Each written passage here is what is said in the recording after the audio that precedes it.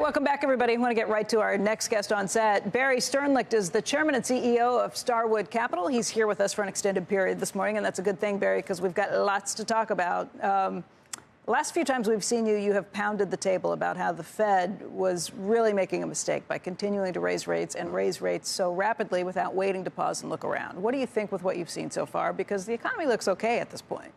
I'm still agree with what I used to say. I mean, I think there's 150 economists that advised Jerome Powell, and these are the same people that said inflation would be transient. And the dots were supposed to be 0.66 in December, according to them a year ago, December of 22, and they were 4.5. So I think they're making the same. They actually showed up to the party so late. They let speculation go wild with zero rates. They're even buying corporate bonds way into what was already a recovery.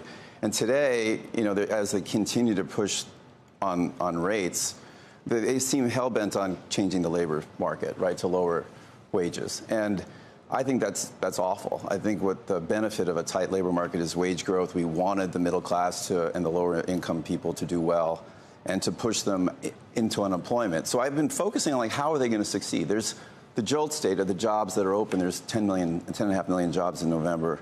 That's normally 4.5 to 5. So they have to get through 5 million job openings have to go away. And then they have to reduce unemployment by a point or two. And that's another 3 million jobs. With interest rates, you're going to fine-tune the economy so that you can somehow figure out how to lose 8 million jobs. So I went back and looked at 07, 08, 09. Right? Where were the job losses in the great financial crisis? We lost 1.4 million manufacturing jobs.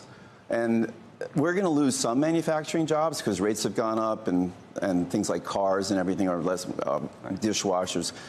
But 1 million construction jobs were lost. That was a number 2 category. You're going to see that this time, but you haven't seen it yet because all real estate people and all corporations are finishing their plants. We didn't stop construction because he increased interest rates a quarter point. You're just not doing new ones. We're not doing new ones. We just sat down to look at a project we have in Fort Lauderdale and said it doesn't pencil. We're going to just wait. So as these projects finish, you will see massive layoffs in the commercial construction markets. And companies who delay the investment in plants, you saw your Chevron buyback. They could be drilling wells. They're just going to buy back stock because the cost of capital has gone up.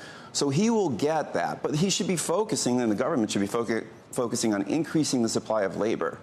Because in conversations but that's with the not Fed, really something the Fed can do. Yes, the Fed can help there. So, politicians can help. First, fix immigration. Immigration would be the way to. We're 200,000 immigrants. We used to do 1.1 million. You got to fix immigration. I was in Washington on Monday. I mean, both sides of the aisle. You'll have Congressman on later, Congressman French Hill. I mean, they've got to fix immigration immediately. We've got to get these worker visas fixed. There are 1.8 million worker visas on their desks. We've got to get that down to 800,000, let 1 million people back. There's the 2 million people left the workforce during the pandemic. It's mostly the 55 to 65. Come up with some incentive to get them back to the labor force. We need those 2 million people. They'll take 2 million of those 10 million jobs, and we can figure out how to get them in those jobs.